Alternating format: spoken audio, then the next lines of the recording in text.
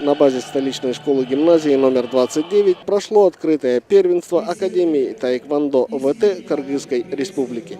В соревнованиях приняли участие более 300 спортсменов из Казахстана, Таджикистана, Узбекистана, Монголии и Кыргызстана. Турнир проводился среди детей, юношей, кадетов и юниоров, а разыгрывалось 23 комплекта медалей. В результате проведенных соревнований среди детей 2009-2011 годов рождения победителями турнира в своих весовых категориях стали Абдурахим Таникеев, Мухаммедали Кайшибай, Марлен Аркинов, Даниил Рустамов, Динмухаммед Абдималик, Адиль Кайрыбаев и Алина Мамбетова.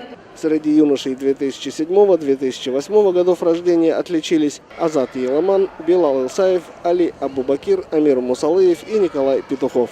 В турнире среди кадетов 2004-2006 годов рождения на верхнюю ступень пьедестала поднялись Абидабек, Алшир Перзенбаев, Алибек Мусаев, Бекарыс Кадиркул, Бек Абдилакимов и Айнур Сыздыкбаева.